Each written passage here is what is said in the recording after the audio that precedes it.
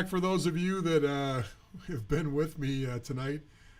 This is Jeff Colson from Junior Hockey Advisor.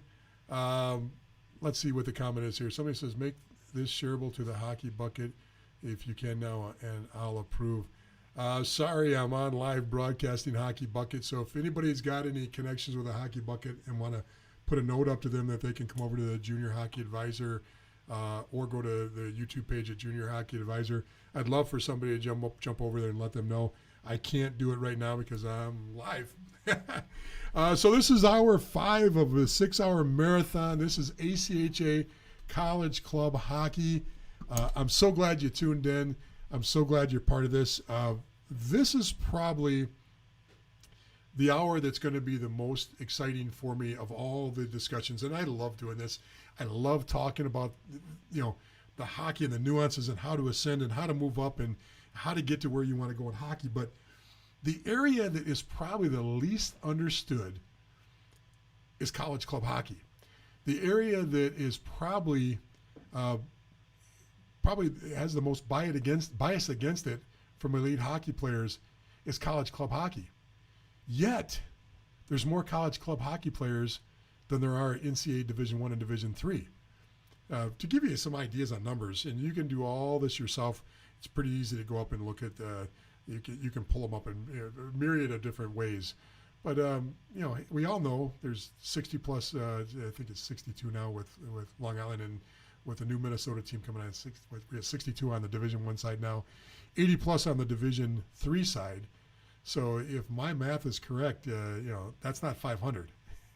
You got 500 teams on the ACHA College Club side. Now, there's 3 levels of ACHA College Club hockey. Now, fortunately, I know for a fact that we've got some really, really strong people in the audience.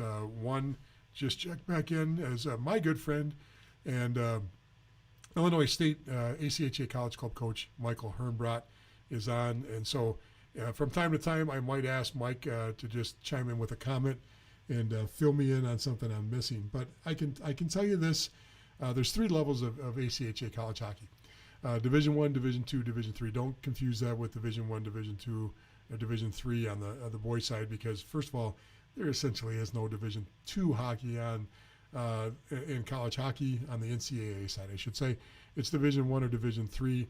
But on the college club side, there is 3 levels. The diversity, the depth of different academic, first of all, here's what you get and here's what you don't get. Okay, college club hockey is whatever you want to make of it and how much you want to put into it as far as where you can play and what you can do with the game. You can go play Division I hockey, and if you got a chance to play Division I hockey, you're probably going to take that. Very few players that cannot play Division I, or they have that opportunity, are going to say no to Division I hockey. It does happen from time to time, but it's the anomaly. You will see players that leave Division I hockey because it wasn't what they expected. Either they didn't get the ice time, they didn't fit in with the school, the dream that they had about Division I hockey didn't come out.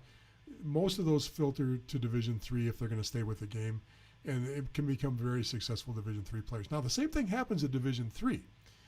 You'll get unbelievably good hockey players at Division III that for whatever reason, either the school didn't fit, the coach didn't fit, the team didn't fit, or it didn't work out the way they thought.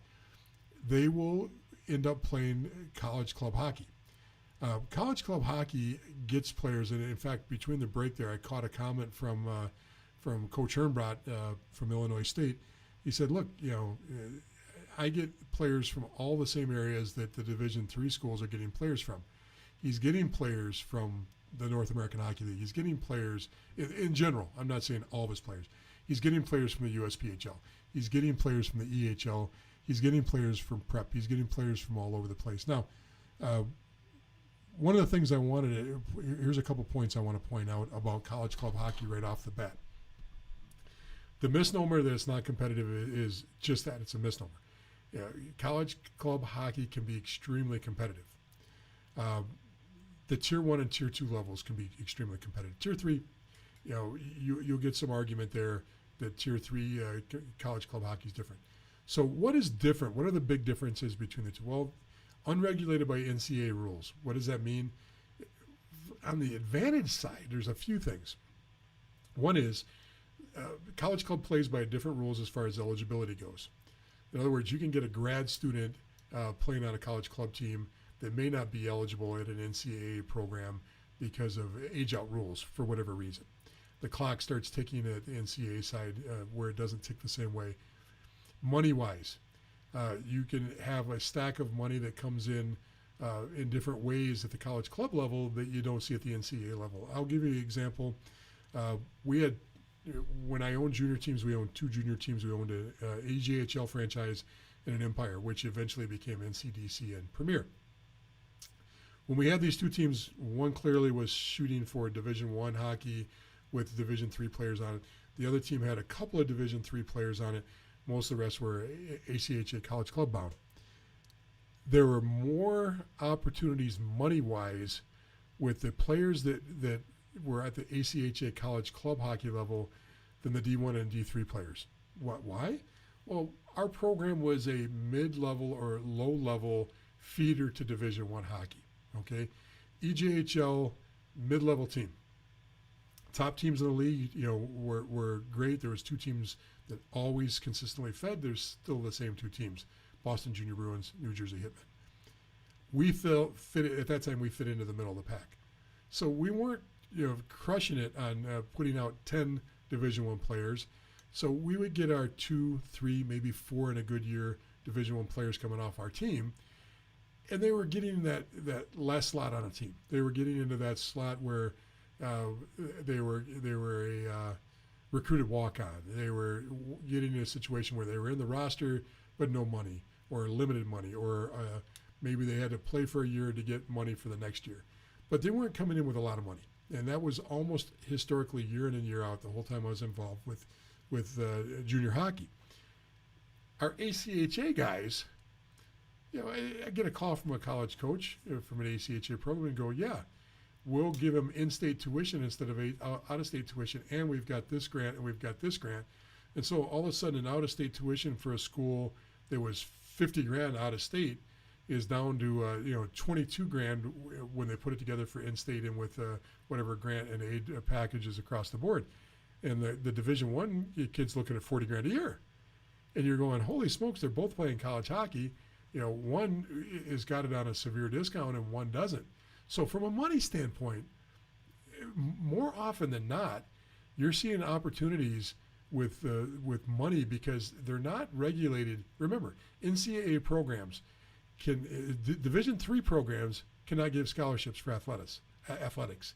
They can give you academic money, but that academic scholarship has to match the same level of student that would get it across the board. So if you're getting money because you're really good in science at a Division III school, you've got to match the criteria for every kid they give money to for science, if a grant and aid scholarship money for academics across the board. And the reason that happened is because a few years ago you had some schools on the D3 side that said, oh, holy smokes, look at our German program. Our German program at our college has an endowment of $1 million a year, and they're not using it all. They're not getting students to use that all. What if we gave 4 of our hockey guys $20,000 a year if they enroll in the German program? Okay, and I'm making that up. It wasn't German, but all of a sudden these schools are finding ways to creatively give academic money to athletics, and they got caught. And this is not just one school. There were numerous schools that got caught by the NCAA doing this. And so the hammer came down pretty heavy on that to make sure if you get money on the Division III side, it's pure. It's for academics. Now, you can get some really good money in Division III hockey if you've got really good grades. If you're a mid-level or a low-level student, ACHA might actually give you more money and give you a better opportunity to play hockey there than you'd get. Now, let's talk about, so right off the bat, financially, that's huge. What's some of the disadvantages? Some of the disadvantages are, usually, in most cases, now you'll get the anomalies of the schools that are Division I ACHA programs that have, a full-time coach. because they're gunning to try to make their program something else. If you've got programs like Lindenwood that's out there. Before it was Penn State. Before that, it was Arizona State. That were all are in the process are vying to be Division I programs. You'll see them throw more money at it. They'll put more resources into it, and they're doing things that are different than the rest of the programs. Set them aside. They're trying to become Division I programs. Okay, let them do what they're doing. For the rest of the programs, though, you're talking about mostly part-time coaching staffs. Still paid coaches, still serious coaches, but not as many full-time coaches. Usually they're working on a stipend, and because the ACHA program in most schools runs through their student government and as part of their recreational budget, they're funded through a different way. So the team might get a allocation of a budget that comes through the student government. So the French club, the ski club, whatever other clubs they've got on campus, and there's usually hundreds of clubs, all get allocated money that comes into this. All the students that come into the school pay a fee to the school for their extracurricular activities. It's almost every school does it the same way. So when you pay your tuition, a part of it goes to the student government. That student government, it's no different than regular government, then divvies it up to the different clubs on the campus. So that's a big part of the budget that comes in. The other part of it is that you're paying, in most situations, you're paying out of pocket too. You still pay some money, not nowhere near as much as you'd pay to pay travel or to play prep hockey, but usually there's a price tag of a nominal amount that goes along with it. What's other? What are some of the other detriments? Usually the practices are limited as far as inconsistency in time. A lot of programs have to go with different times. One night it's early, one night it's late, and they do that because students have different labs they have to go to, so they want to be able to capture some of the kids to practice and then give them an opportunity with, so they stagger the practices. And some it's just because the rink's busy and they don't have an on-campus rink, so they're taking advantage of the late night opportunities to skate with the college club. I know that in our area, the 3 or 4 college club teams all practice 8, 9, 10 o'clock at night locally. So that's one thing.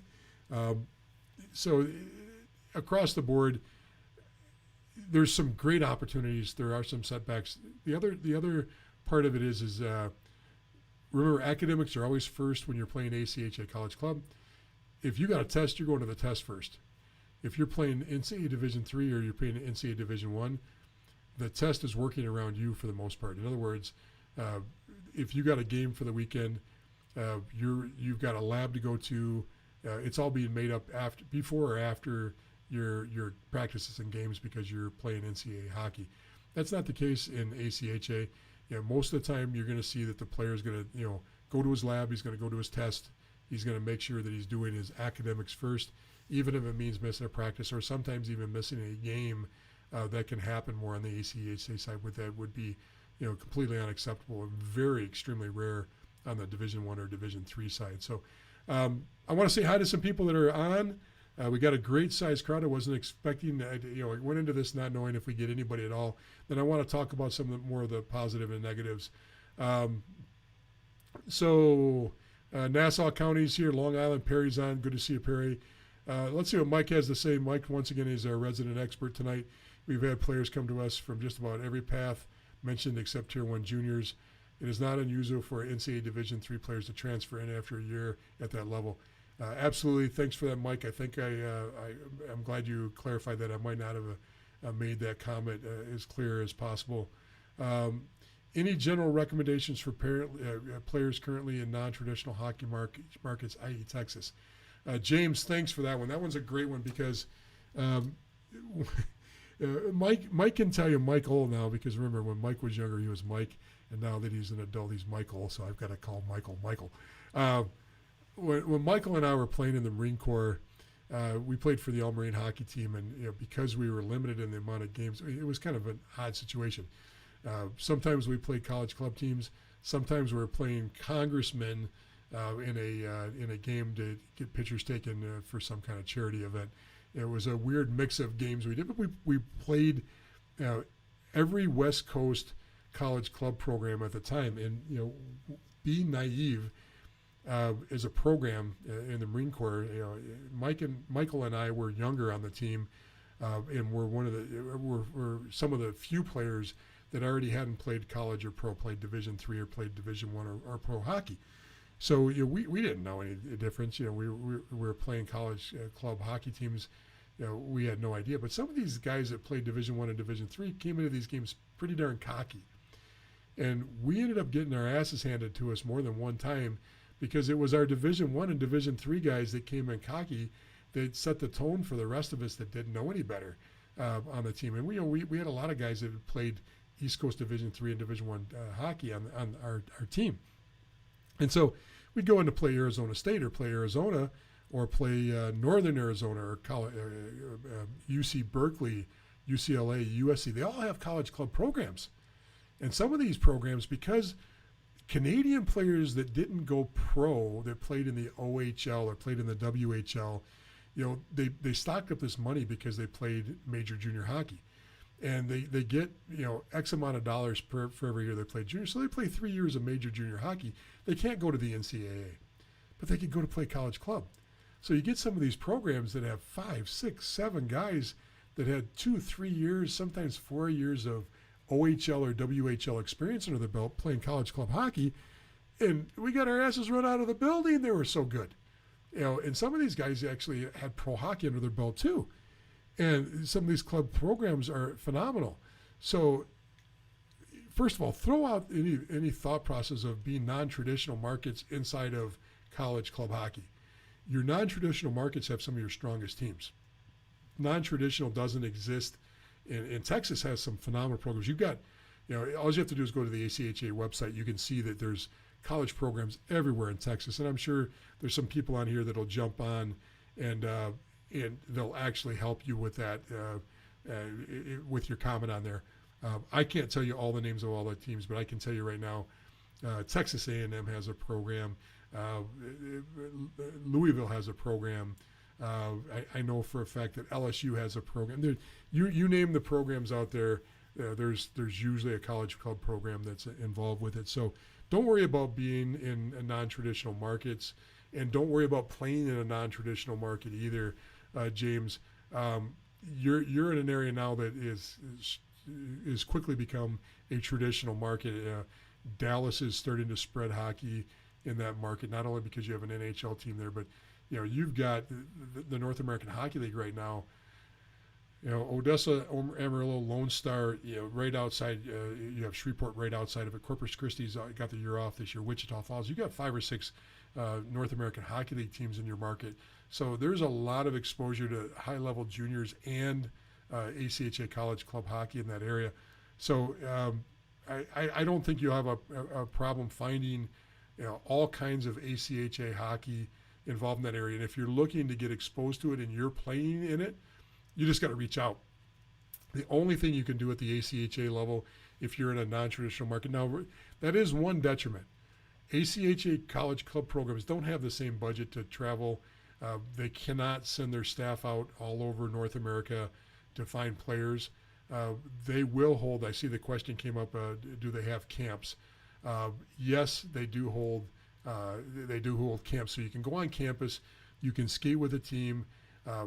To be honest with you, the more competitive teams, you're going there and you're when you go to these camps, just like you go to a main camp for a junior team, you're going there to see if you can make the team. You're going there to get looked at by them, not only to see how you fit in with the group and to meet the coaches and spend some time, but hey, look, I'll give you Michael Hermbrot's team, his example. They've got a I believe you're running Division I and Division II there now. He's got 2 teams, and the one team is extremely competitive, and the other team is right behind him. And if you think you're just going to go in there and make the top team, that's usually not the case. Usually you're starting off for 1 or 2 years and you're moving up to that team. There's an ascension path even at the college club level. You're not always just stepping in and making the top team.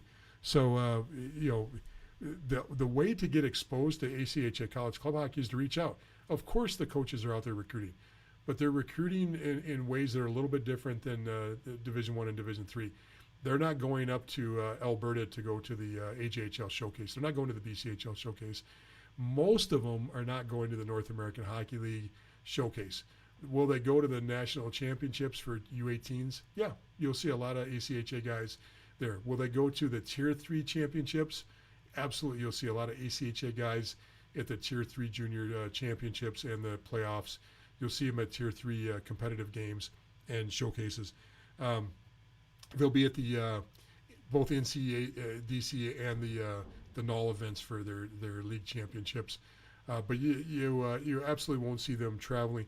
You don't see them traveling out to Texas first to watch a few games for the youth out there if they're located in Michigan or if they're located in Indiana or in Illinois. You just don't see that kind of budget. So hopefully that helps, James. It's a great question, though. Still young at 2000 birth year, currently playing AAA. Hey, look, if you're still playing AAA at 2006, keep all doors open.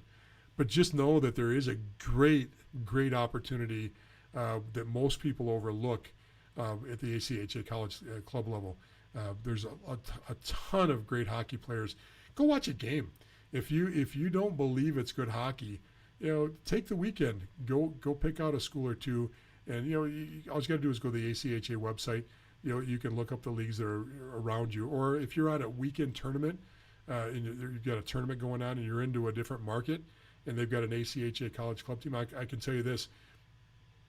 I've got players now that are just finished up, because I've been out of junior hockey now for 4 or 5 years, that just finished up playing down in southern Florida. And they played for Florida Gulf Coast. Florida Gulf Coast, nobody in our, the coach had called us a few times. We tried to get some players there, but we started having our junior team go down and play in that junior market. And we went on a tour, and we went over to see the school. Unbelievable campus. Then you find out that the coach is got his name on a banner at RPI hanging up in the stands. He's one of the greatest college players to ever play at RPI. Coaches the team down there. Who knew? Because it's just not exposed to everybody. You don't see the same exposure with the ACHA programs that you do with the Division I programs. We've got players that went down there that were phenomenal hockey players that had great 4-year runs, 4-year careers playing ACHA hockey, and loved it, loved every minute of it. And it's just not something that you would it's not a normal path. And because people tend to turn their nose down because, you're not playing NCAA hockey, throw that out the window. Throw that out the window. Because there are great hockey players that, it's just like people that with Division I and Division III. The fine line between the top end of Division I, or the top end of Division III and Division I hockey, is thin. The top line of Division III hockey to ACHA hockey is thin. Now I've made the argument, and I'll continue to make the argument, that you take away your anomalies. Division III hockey is still a better brand of hockey, and it's because of the resources and the recruiting ability. It has nothing to do with the fact that there aren't great hockey players. But hey, if I can skate for 2 to 3 hours a day, 4 to 5 days a week, versus an ACHA program that gets on the ice twice a week for an hour and a half, with inconsistency of players showing up, there's no doubt about it that I can improve my team and play at a higher level over the course of the year. Doesn't mean that the ACHA teams can't beat D3 teams. I'm just saying over the course of the year, the quality of the product is a little different because of the resources. Full-time coaches, both head coach and assistant coaches, full-time trainers, full-time everything. Now, I'll hear somebody come on and throw up a comment, well, Lindenwood's got a full-time coach, and they got a full-time AD, and they've got, yes, they do. There are the exceptions. But in general, that's the way it is. I'm not taking a thing away from ACHA. I'm a proponent. I coached 1 year of ACHA hockey for the University of Rochester, and it was very fulfilling to coach. Players were all locked in and wanting to learn, wanting to become better players. I didn't know what the hell I was doing because I didn't know what college club hockey was at the time. I came out of the NCAA ranks, and I'd coached private high school and U18, and I'd coached as an assistant coach at the college level, but I didn't know what anything about ACHA hockey. I wished I knew now, or then what I know now about ACHA. I think I would have had a much more productive run. I coached all on enthusiasm at the time and just pure, I'm going to work really hard for the players and not really knowing how to handle that level. But it's phenomenal. It's phenomenal across the board. Mike, sorry about that. I did not know you had all three teams now. So Illinois State's getting a little plug because Michael is on with us tonight. They do have ACHA Division One, Division Two, and Division Three, and there's not many that have all three levels. But here's another little thing that's nice. Let's say that you are interested in one of the major Division One schools that are out there, and pick one of the Division One schools. Hey, let's talk about the University of Michigan.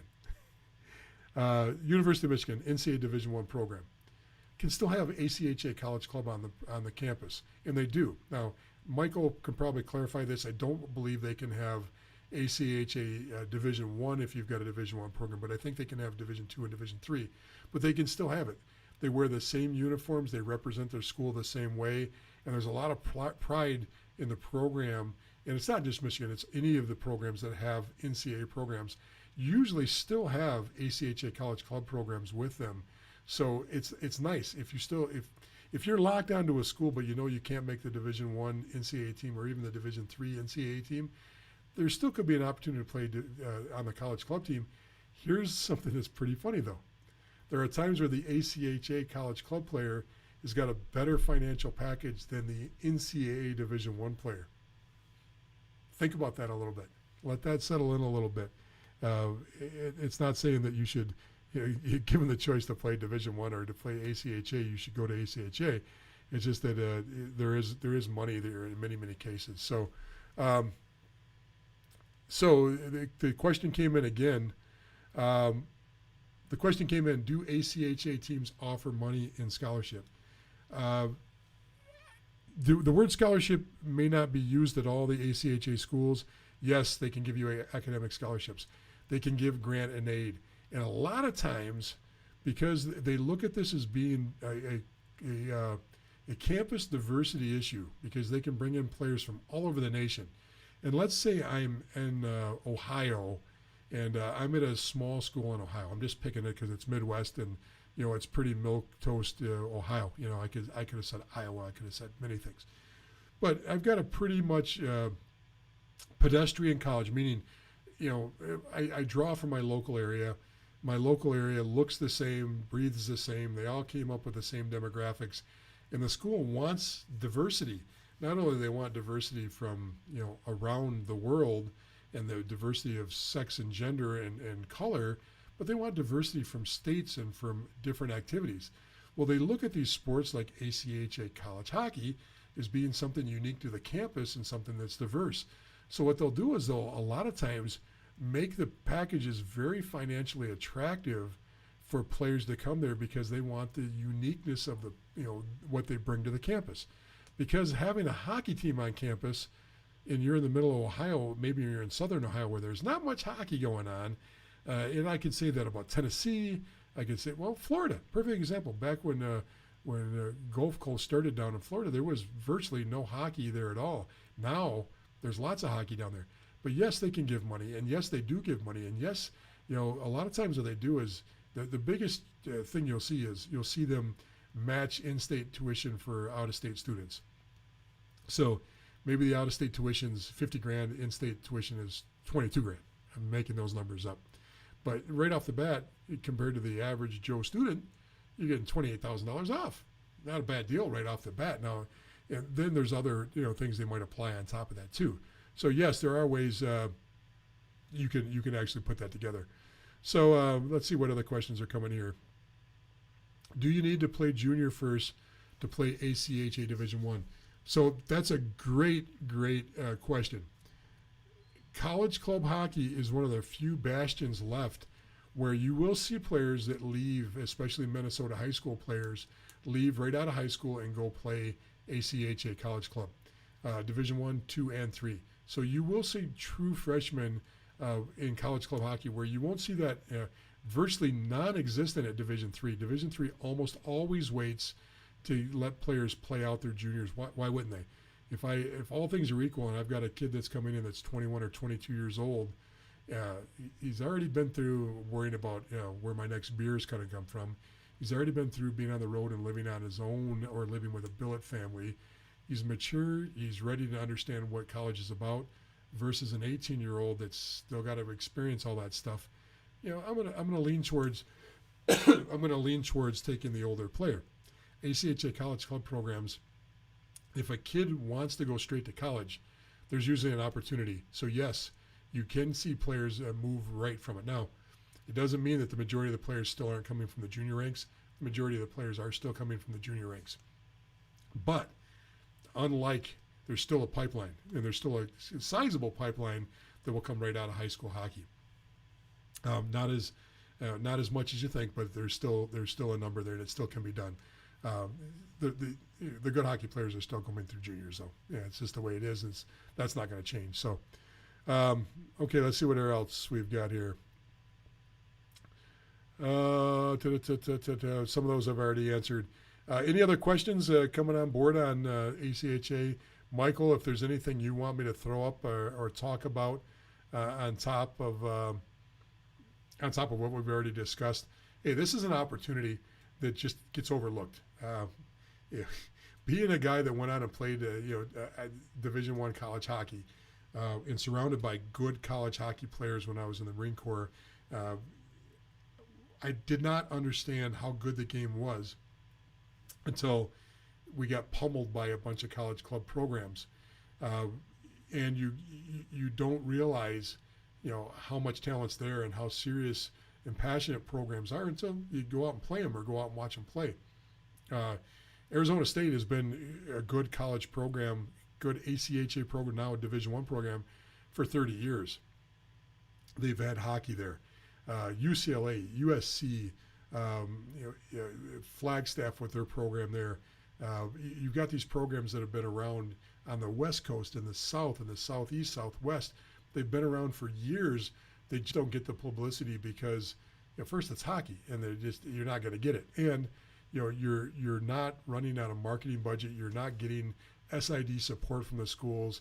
You don't have the Big Ten advertising you. You don't have a channel with your games on like the Division I programs do. You don't get the press in local media or even national media that these other programs get. And to be honest with you, probably the saddest part about this is that USA Hockey hasn't embraced really selling it the way they should. If USA Hockey is about continuing to play and becoming a lifelong player, they seem to stop it around U18. Oh yeah, if you're a Division I player, there's lots of support there because money goes into Division I hockey through through College Hockey Inc. It's supported, and USA Hockey supports that that whole realm. There's money there, but because they don't have a financial interest in ACHA college club hockey, you don't see the same level of support coming in from USA Hockey. And it's the way it is. It's the way I see the world.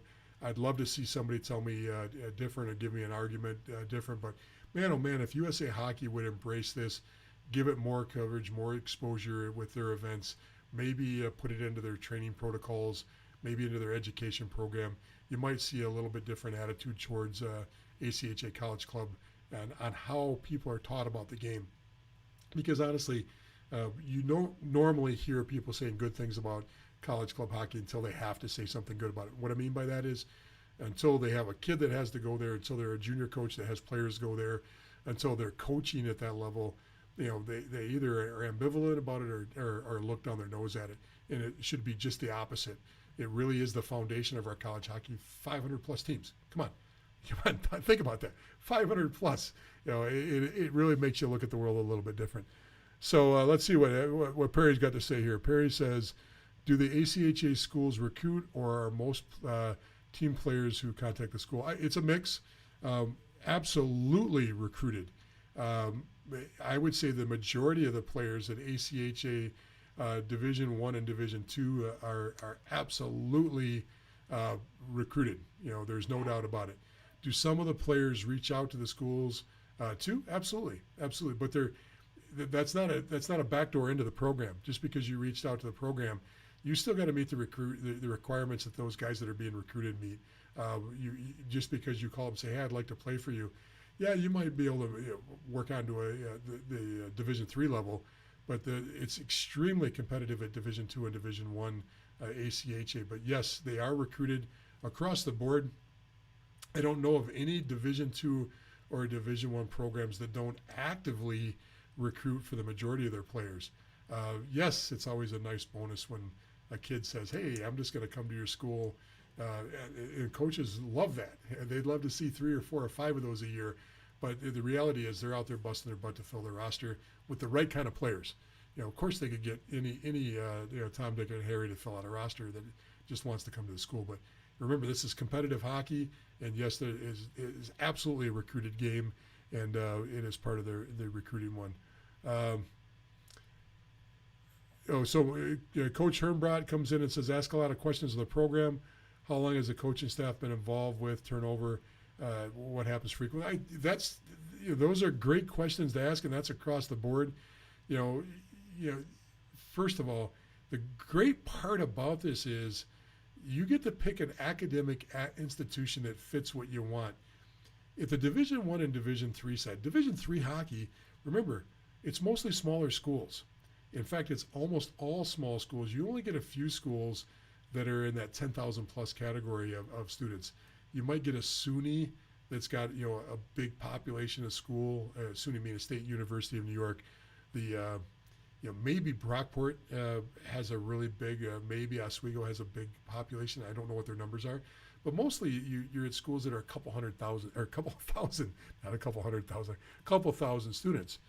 When you start talking about college club hockey, if I want to go to a school with 40 or 50,000 students, if I want to go to Ohio State or Michigan, and as long as I can make that club and make that club team, I can go have the experience of a Big Ten school. If I want to go to a school in the South, I want to go to a school in the North, virtually, correct me if I'm wrong, almost every state has a college club program now. And, every size school, big, small, they're across the board. So it gives you the opportunity, and you can fit your academic needs to exactly what you want. So you get that side of it. So you can pick out the academics you want. For a lot of players, getting recruited and getting a school that falls in love with you at the ACHA level is no different than a Division I kid or a Division III kid. In other words, I had kids that played for me that when they got a college coach that went to the junior games and played for our program, it was in the stands taking notes, came down to the locker room and talked to our players after the game and pulled them out of the locker room just like their teammates that were going to go play Division III, and just like the few kids that were getting Division I looks. What a feeling for them. To get that attention, to get that feeling of being unique, that, he called me out, he wants to talk to me. It's no different. That feeling is the exact same for that kid as it is for the Division I kid. Okay, it's a different level, so it's all relative, it's all perspective. But it's a uniqueness, and when you get recruited, it's getting recruited. When you have a college club coach come watch you play and pull you out of the locker room, and it's the first coach that's ever talked to you, it means something. It's a good feeling. It's part of it, and it's great. So you can fall in love with a college that you never heard of, that you would have never thought about. I have players that played for Slippery Rock. It's in Pennsylvania. The only reason I knew about Slippery Rock is because the University of Michigan used to announce the Slippery Rock football scores at all their games at University of Michigan football. So they'd go, and Slippery Rock, and the place would go crazy. When Michigan was away, it used to be Slippery Rock would come in and play a home game at Michigan, and 30,000 people from Michigan would come out and watch their games. They use it for a fundraiser for Slippery Rock. That's the only reason I knew about Slippery Rock. Who knew they had a college club program? Then all of a sudden their coach started coming out and recruiting our players, and we had guys that were 4-year players, that were captains, that loved it, that are still involved, that stayed around in the organization after they graduated to help run the program, to help coach. That's what this is all about. That's still being involved with a game. You don't have to be a Division I player to have that experience. So I know I'm rambling a little bit about that, but I think it's so important to know that. So here's another question. Hi, Jeff. Are there any junior colleges that have ACHA programs? Wow, that's a good question. Junior college hockey, there used to be 4 or 5, 6 really good junior college program. I know that, we lost our junior college program here, meaning our 2-year program here. I know there's still a few of them that are left. It's it's rare now. It used to be you had fully funded scholarship programs that were 2-year schools. I think there might be a few of them around. I think there might still be one in Buffalo. I don't know if how to answer that question. Michael Hermbrot, if you're still on, if maybe you can jump in and answer that question, I'd like to hear that. While Michael's typing away, I'll throw a comment from Michael up.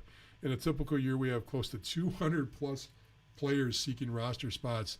This does not include returning veterans. Prospect camps help players understand the competitive level before committing to the school. So this is Illinois State. So regional, we're talking about a school that's a good quality school, but it's not a national name. Illinois State's not a name you hear. It's not Florida State. Okay, where no matter what the quality of the level of education is, it's a regional school, 200 plus players on top of his returning veterans. Okay, it's competitive. You're working to make these rosters, and it's extremely important to get involved. And Michael just made a great point there. Being able to get on the campus in the spring, being able to spend the weekend going through a showcase event where you're skating with prospects and veterans, the coaches are around. It's a different mix and mingle than a Division I situation because they can actually interact with prospects. They can have them out skating with the team and doing things like this. That's awesome. That's an incredible ability for you to get to taste the product before you actually buy the product, which is nice. So Michael said, as far as that junior college thing, I'm not aware of junior college ACHA programs. I would agree. Junior college programs in general, the 2-year programs, are a dying breed in college hockey. They're a dying breed across the board. You see a few of them in football still because we see these Netflix shows that have these 2-year programs. You just don't. There's only a few of them left. I think that if they're still even doing a national championship, I'm not sure. That's good. I'm going to look into that now that you brought that up. So listen, unless there's any other questions, I did not expect to have such a large audience because we put this marathon together. 2 weeks ago we started talking about it. Last week we started marketing it and put it out. Please do me a few things. If there was anything that was helpful, please put it in the comments. Thank you so much to Coach Michael Hermbrot, Illinois State program, and the coaching staff there for jumping on and helping us. Michael did not have to do that. I'm so glad he did. I don't know why I didn't put my homework in and invite him on ahead of time and have him on as a guest, known ahead of time. I'd have advertised it. I'll do one more question here. Perry asked the question, ACHA schools, do they have a prospect camp and where they're on the websites? Perry, I bet you if you watch the comments, Michael will be able to throw that on too. But yes, there's prospect camps at a ton of the ACHA schools. It's a well-used product, the prospect camps, and getting on campus and skating with a team. They call them different things in different campuses, but yes, they do use them. Some of them, the coaches are actively involved. Remember, the one thing different about it is some of these programs, the coaches are hired. 3 different things can happen at College Club, and I'll try to wrap this up quick because I want to make sure I stay on time for our next segment coming up. You've got student government, you've got athletic departments, and you've got a team run through student government. Some of the programs, the coaches are hired straight from the student government. The team doesn't have any say in it. The student government hires the coach. Other programs delegate that down to a committee of, you'll have a college club hockey president, vice president. They'll have their own club that runs the club team. And that club hires the coach. So the club might be, the coach might be on a stipend, but the players have actually hired the coach. And so the players have a say in it. Then you've got other ones that actually are run by the athletic department of the school, where in some form or fashion, the athletic department, the athletic director and his staff have a say in who the coaches are that are hired and fired and how they're run. So those are the questions you ask when you go to these camps. How are the coaches hired? Who runs the team? Who funds the team? How is the team funded? How much money comes out of my pocket? Good programs are going to tell you all this stuff right away, but other programs might not be as forthcoming, and those are the questions you got to ask right off the bat. So thank you so much. Once again, if this is helpful, let us know in the comments. If you're not a part of the Junior Hockey Advisor Facebook discussion group, please join us. Junior Hockey Advisor Facebook discussion. Collectively, there are a ton of ACHA college club coaches that are part of this. I restrict them from recruiting on the site, so they won't recruit you there, but they can answer questions when you have questions. Remember, Junior Hockey Advisor, the site and the discussion group are not about junior hockey. They're about moving up from the development path to move into junior hockey and then beyond junior hockey. And ACHA College Club is definitely part of that movement and that path. So jump on our group, the Facebook group, like and follow us, please. Go to our YouTube page, follow us on YouTube. That'd be really great if you could. Let us know that you appreciate the information and the content we're putting out. It would help us out a lot to keep this going for you. So I finished 5 hours. I'm not standing, I'm sitting. I still have some voice left. I'm in about my 10th cup of coffee. We're coming back with our normal 9 o'clock show at 8 o'clock. The Ask Me Anything. It's open forum for any discussion on hockey whatsoever. To an extent, we don't get into talking about the NHL or anything like that. Please stick around for that if you can. If you can't, make sure you know that all these shows are archived. They're on YouTube. They're on our Junior Hockey Facebook page. You can get any of this content that's archived and a ton more that's archived there too. Once again, thanks so much. I'm Jeff Colson, and we'll talk to you soon. Hopefully we'll see you in a few minutes.